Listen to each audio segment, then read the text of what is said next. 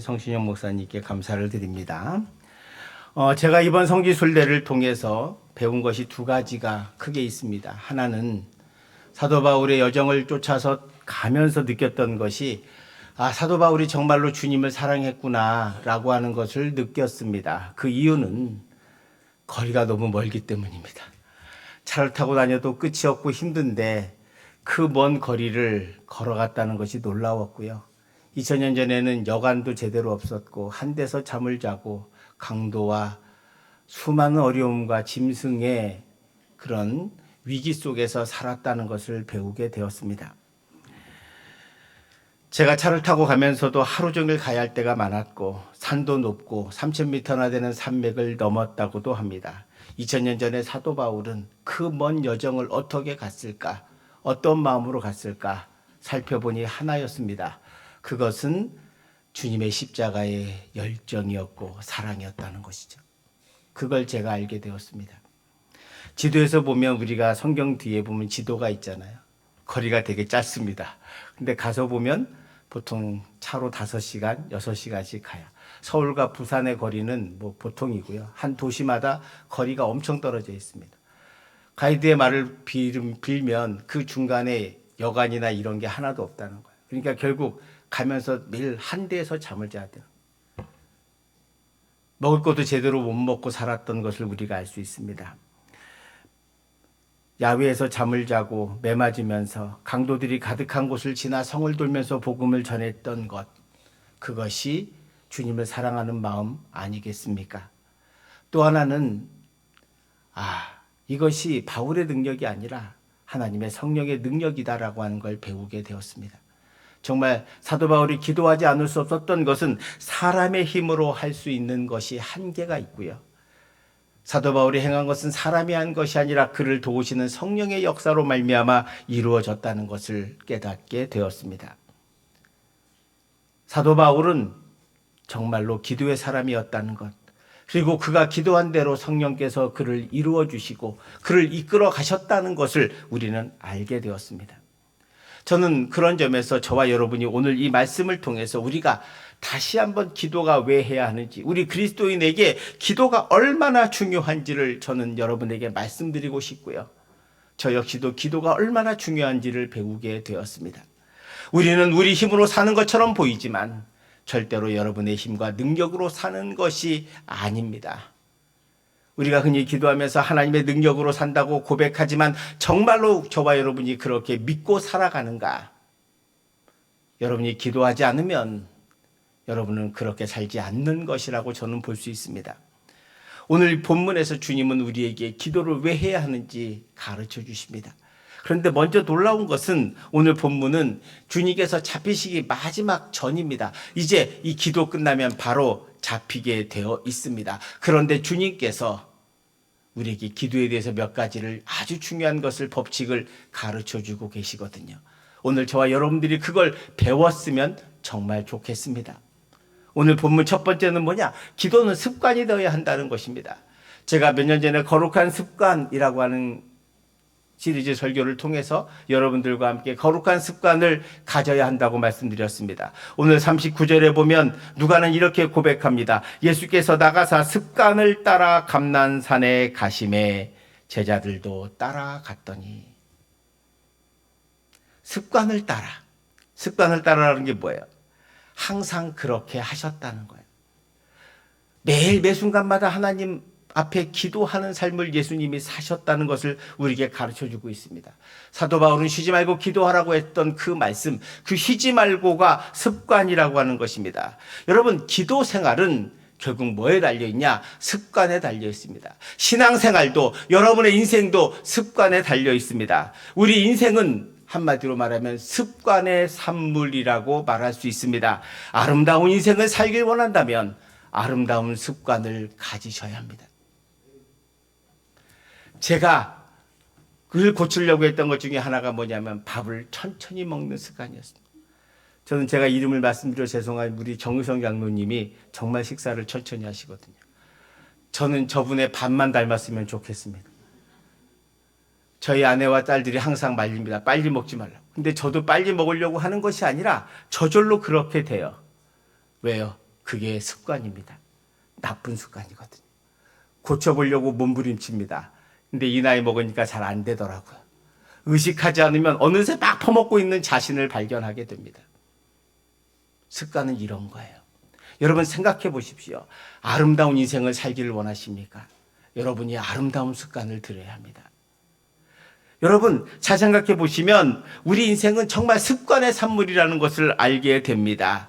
아름다운 습관, 아름다운 행동, 아름다운 생각들이 모여서 그 사람이 아름다운 인생이 되는 것입니다. 반대로 추한 인생은 지저분한 버릇과 추한 생각과 추한 행동들로 점철을 낼 때 그 삶은 추한 인생이 되고 아름다운 인생은 절대로 될 수 없는 거죠. 나쁜 습관을 가진 사람은 불행한 삶으로 향할 수밖에 없습니다.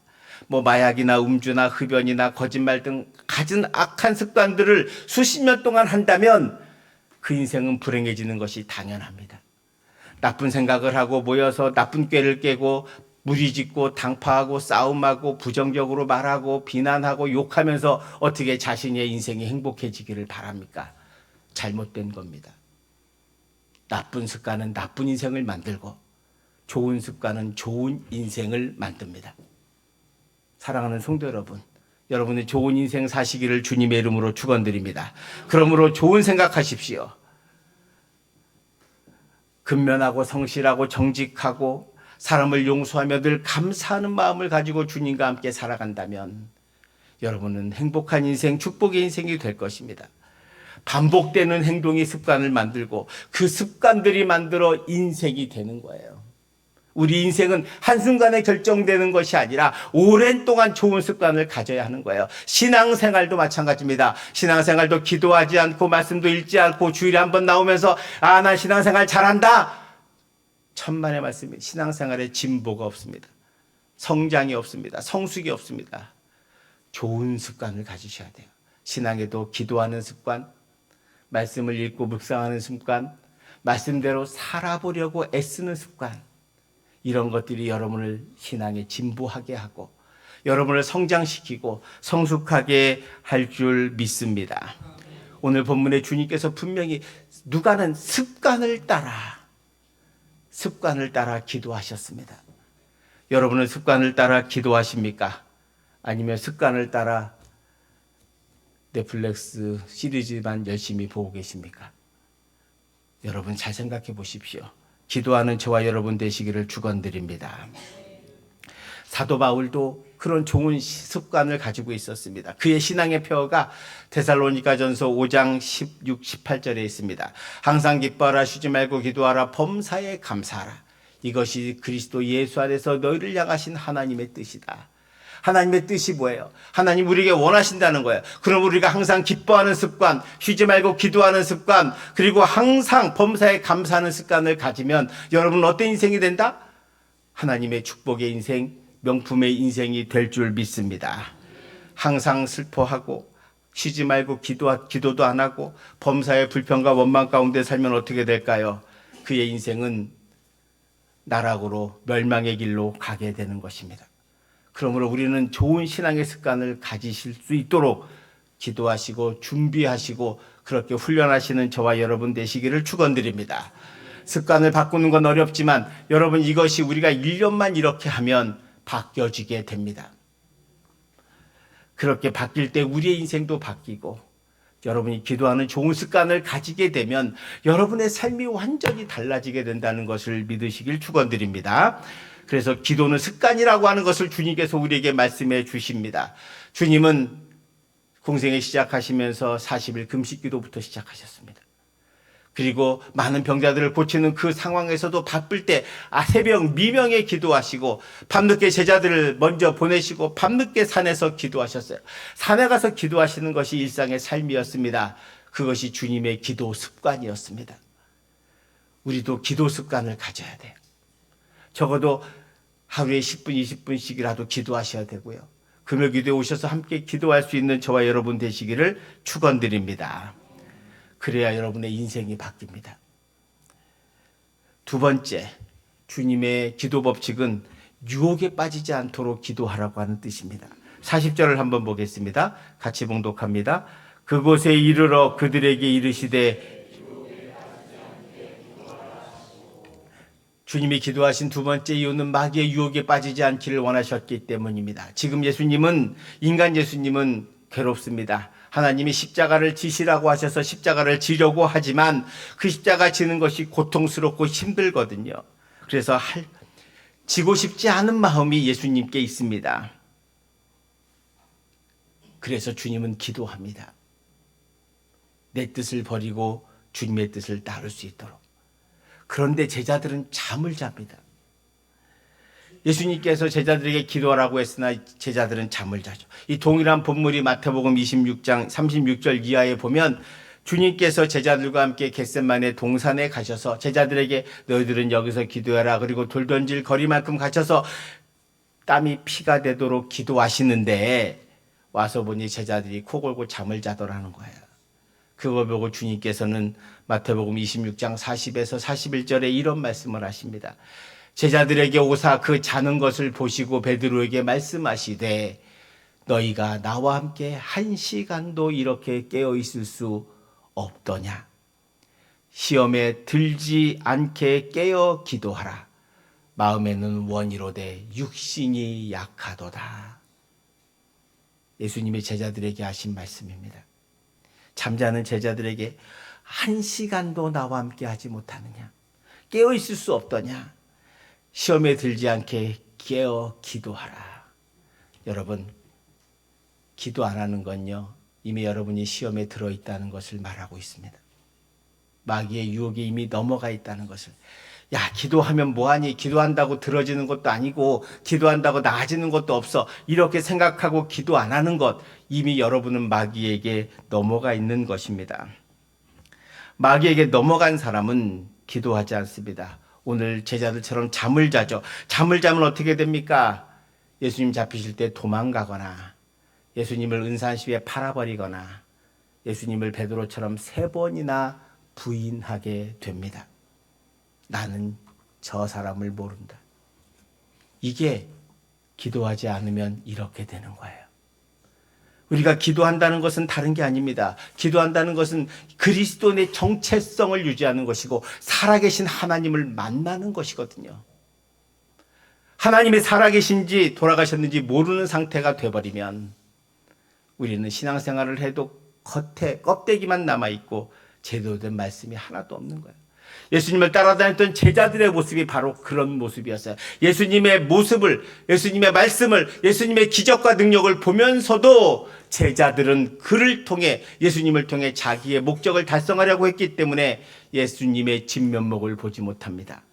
그리고 기도하지 않았기 때문에 마귀의 유혹에 넘어가게 되는 거죠. 성도 여러분, 그래서 우리가 기도해야 하는 것입니다. 그래야 마귀의 유혹을 이길 수 있습니다. 기도해야 여러분 마귀의 유혹을 이기고 하나님의 말씀에 따라 살아갈 수 있음을 잊지 마시기를 축원드립니다. 아니, 예수님도 마귀의 유혹에 지금 빠져서 갈등하며 하나님 앞에 기도하는데 여러분이 우리가 뭐라고 기도하지 않고 살겠습니까? 오늘날 현대인들이 오늘 이 시대에 신앙을 지키기 어렵다고 말하죠. 왜 어렵습니까? 기도 안 하기 때문입니다. 다른 이유가 없어요. 기도하지 않으면 우리 스스로 마귀의 유혹에 넘어가게 됩니다. 그러므로 기도하시기를 축원드립니다. 그리고 또 하나 중요한 것은 세 번째, 주님께서 왜 기도하시는가? 하나님의 뜻을 이루기 위해서라는 거예요. 오늘 42절 말씀을 한번 보시기 바랍니다. 이르시되 아버지여, 만일 아버지의 뜻이거든 이 잔을 내게서 옮기시옵소서. 그러나 내 원대로 마시옵고 아버지의 원대로 되기를 원하나이다 하시니. 주님은 기도를 통해 하나님의 뜻을 확인합니다. 하나님의 뜻을 확인하고 십자가에 내가 죽어야 한다는 것을 예수님은 깨닫습니다. 그래서 기도를 통해서 내가 이 잔을 피하고 싶지만, 이 고통을 피하고 싶지만, 그러나 내 뜻대로 내 원대로 마옵시고 아버지의 원대로 되기를 원하나이다. 여러분, 기도하는 목적은 내 원을 이루는 것이 아니라 아버지의 원을 나를 통해 이루는 것입니다. 이게 기도입니다. 하나님 뭐 주세요 주세요라고 하는 것은 어린아이의 기도라고 말씀드렸습니다. 제가 지난주에 말씀드렸잖아요. 우리의 기도가 응답되지 않는 이유는 자기 나라와 의를 구하기 때문이라고 말씀드렸습니다. 내 소원, 내 소망, 예수님의 제자들처럼 내 직위, 내가 행복해지길 원하는 그 마음, 그걸 가지고 기도하니까 기도에 응답이 없습니다. 여러분, 하나님의 나라와 의를 먼저 구하십시오. 그것이 뭐냐? 하나님의 원대로 되기를 원하는 거예요.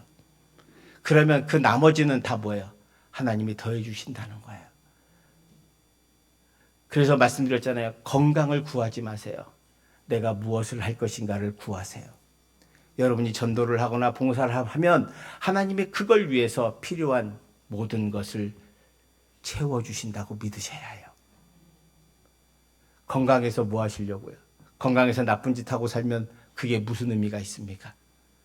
도리어 그것이 그에게는 해가 될 뿐입니다. 성도 여러분 기억하십시오. 모든 기도의 결론은 내 뜻이 아니고 하나님의 뜻이 이루어지는 것입니다. 나를 통해서 하나님의 나라와 의를 이루는 것입니다. 하나님이 여러분을 이 땅에 태어나게 하신 이유가 있고, 여러분을 먼저 예수 믿게 하신 이유가 있고, 여러분을 장로와 권사 안수 집사와 성도로 불러주신 이유가 있는 거예요. 그거 못 깨달으면 자기 욕망과 욕심대로 살게 되고 결국에는 하나님의 뜻대로 살지 못하게 되어서 제자들처럼 예수님을 부인하거나 도망가거나 팔거나 하게 된다는 것입니다.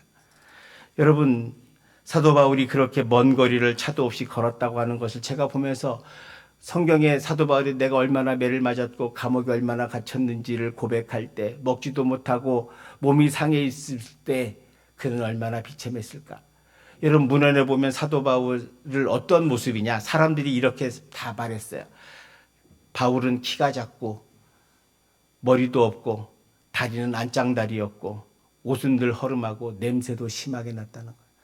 생각해 보세요. 목욕이나 제대로 하고 살았겠습니까? 들판에서 다니면서 인물도 없고 옷도 깨재재하고 먹을 것도 제대로 못 먹고 맨날 의도 터지고 매 맞아서 몸은 아프고, 그런데 그 수많은 먼 거리를 산맥을 넘으면서 복음을 전했습니다.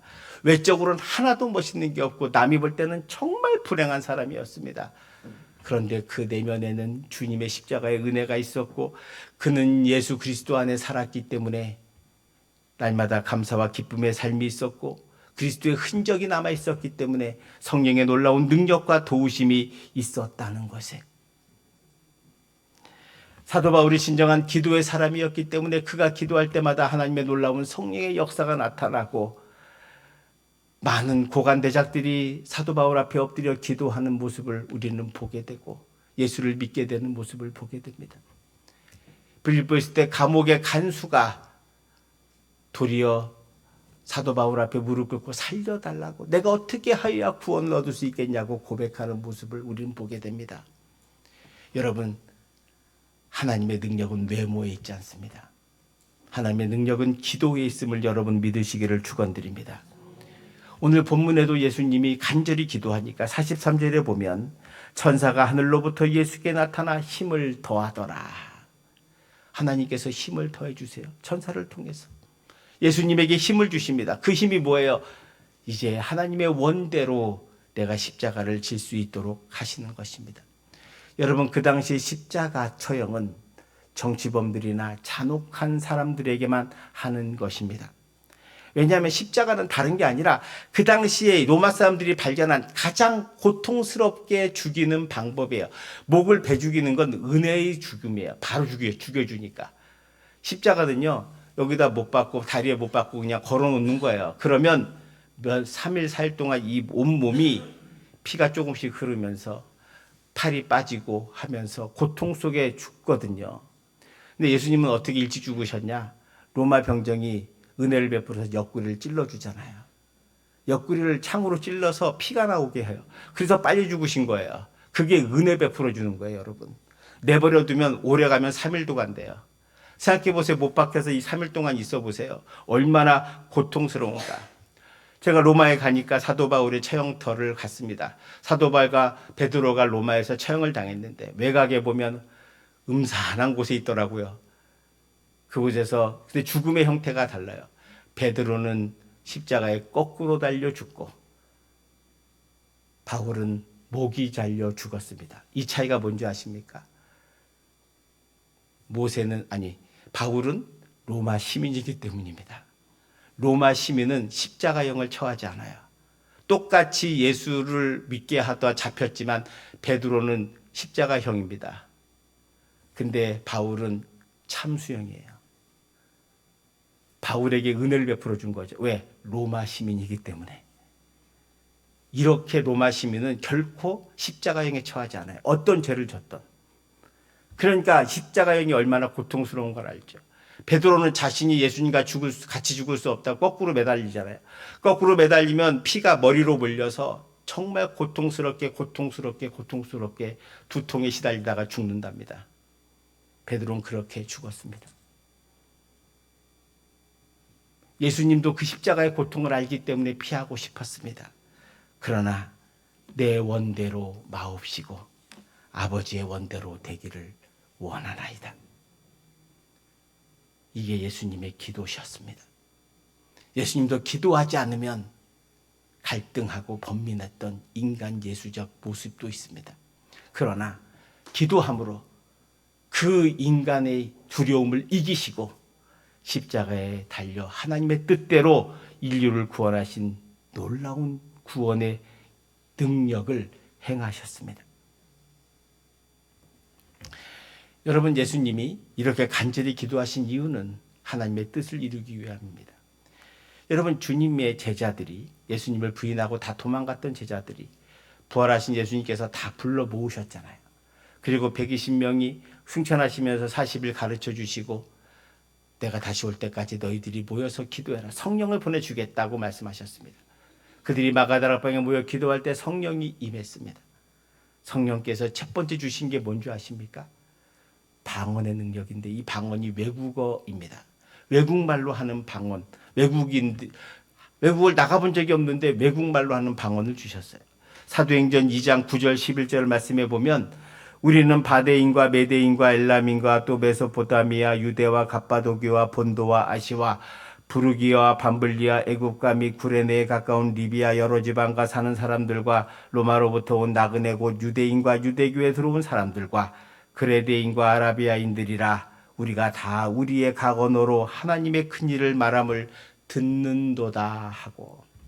지금 제가 말한 이 지역이 지금의 터키, 그리스 지역, 로마 지역, 스페인, 그리고 아프리카, 리비아, 모로코 이런 모든 지역의 나라의 말들을 성령께서 120명 문도에게 하게 하셨다는 거예요. 왜? 그것은 주님께서 마지막 흥신하시면서 주신 사명, 땅끝까지 복음을 전하라는 사인이었거든요. 사도 바울이 그걸 다메섹 도상에서 만났어요. 예수를 만나고 바로 방언을 들었던 이것처럼 사도 바울이 그 작은 몸을 이끌고 그 먼 거리를 다니면서 소아시아와 그리스에까지 복음을 전하기 시작했습니다.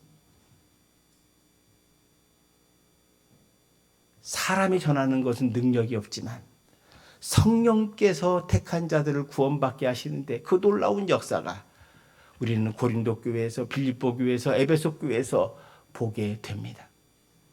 여러분, 전도는 사람의 능력으로 하는 게 아닙니다. 하나님의 성령의 능력이 하는 거예요. 우리가 전도하지 못하는 이유는 기도하지 않기 때문입니다. 성령의 능력이 없기 때문입니다. 사모함이 없기 때문입니다. 주의 십자가의 능력이 저와 여러분의 마음속에 없기 때문 아닐까. 우리가 예수를 믿는 것이 단지 천국 가고 구원받기 위해서, 아니면 내 마음이 편해지기 위해서, 내가 고통과 불평과 어려움 가운데 있을 때 정말 그 위로받고 힘을 얻기 위해선가? 여러분, 아니에요. 예수님은 그런 분이 아닙니다.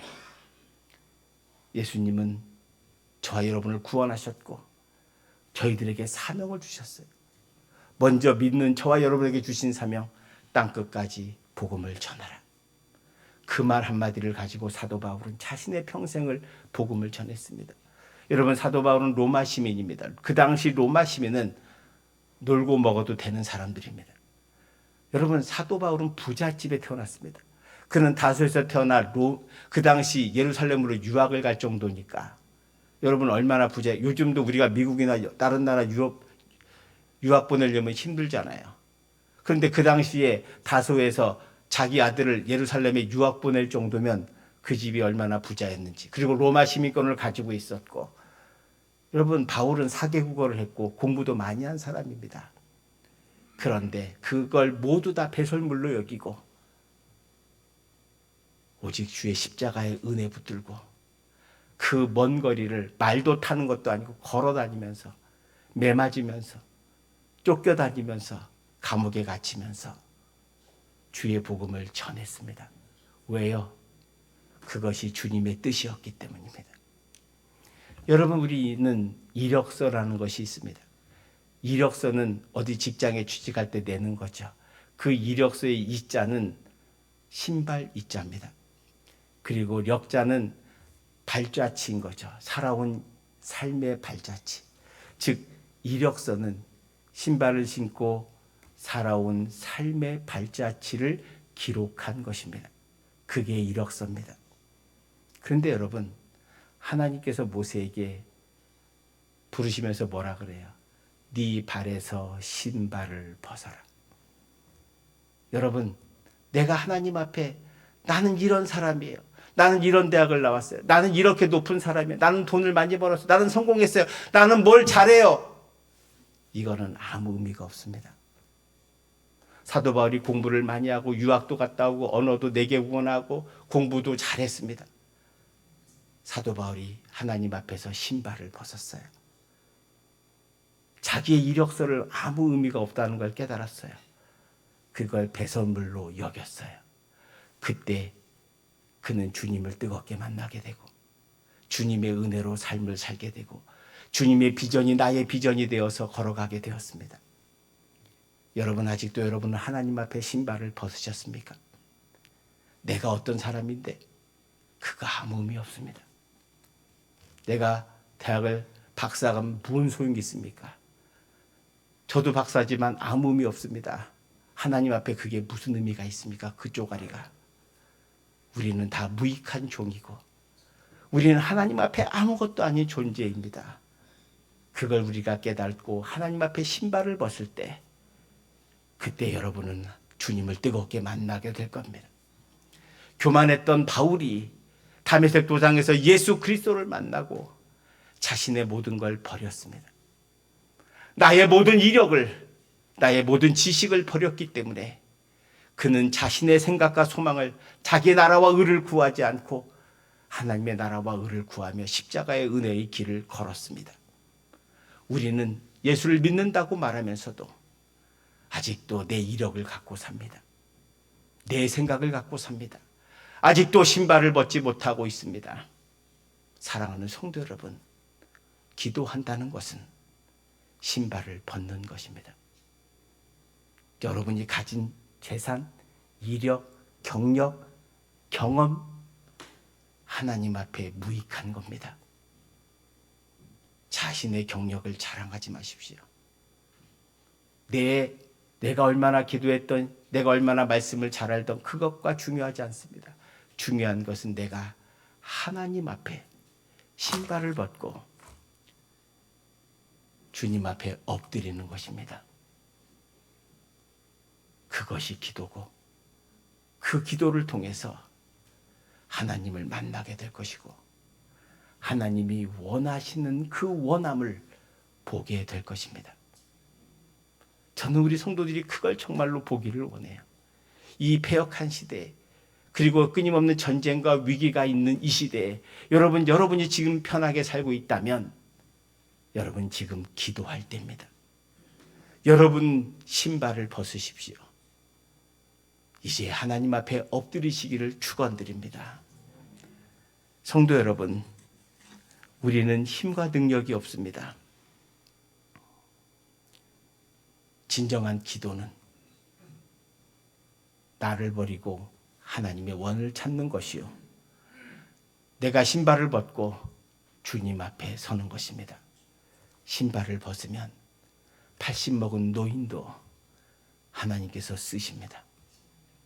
신발을 벗으면 사도 바울처럼 하나님의 놀라운 성령의 능력이 나타납니다. 신발을 벗으면 예수님을 3번이나 부인했던 베드로처럼 주님의 십자가의 은혜로 놀라운 능력과 기적을 나타내며 하나님의 영광을 돌리는 삶을 살아갈 수 있습니다. 여러분, 우리가 얼마 인생이 남지 않았습니다. 그 남은 인생, 얼마 되지 않는 인생 속에서 무엇을 하며 살기를 원하십니까? 내 원대로 살기를 원하십니까? 아버지의 원대로 살기를 원하십니까? 우리 모두 아버지의 원대로 살아갑시다. 그 일을 위해 기도합시다. 여러분, 신발을 벗으십시오. 그리고 사도 바울처럼 하나님을 뜨겁게 주님을 만나십시오. 그러면 여러분의 인생의 여정 가운데 주님의 놀라운 성령의 은혜가 함께 하시고 여러분 앞에 하나님께서 여러분에게 원하시는 비전과 뜻을 반드시 보여주실 것입니다. 그 길을 따라 천천히 걸어가는, 그래서 그 길 속에서 주님을 뜨겁게 만나는, 그리고 참된 그리스도인이 되는 축복과 은혜가 있기를, 그리고 하나님이 날마다 여러분을 도우시는 경험을 삶 속에서 하기를, 그래서 여러분 더 이상 불행한 인생이 아니라 축복된 인생을 살아가고 하나님께서 함께 하시는 삶을 사는 복된 인생이 되시기를 주님의 이름으로 축원드립니다. 기도합시다. 은혜가 풍성하신 하나님, 감사합니다. 죄 많은 저희들을 구원해 주시고 주의 자녀 삼아 주심을 감사합니다. 아버지를 뜨겁게 만나기를 원합니다. 주여, 저희가 신발을 벗을 수 있게 하여 주시고 주님 앞에 장할 것이 아무것도 없음을 깨닫게 하여 주시고 주님 앞에 신발 벗고 나가 하나님의 나라와 영광을 위해 살기를 원합니다. 내 뜻이 이루어지지 않고 아버지의 뜻이 이루어지기를 원합니다. 주님이 주신 비전을 가지고 열심히 달려가기를 원하고 우리 모두가 진정한 기도의 사람이 되어 깨어 기도하며 하나님의 나라와 하나님의 의를 구하며 살기를 원합니다.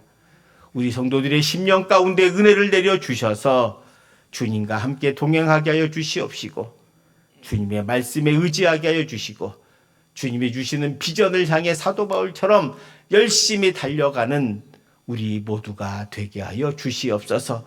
우리 성도들을 기도의 사람으로 만들어 주시옵소서. 예수님 이름으로 기도합니다. 아멘. 우리 모두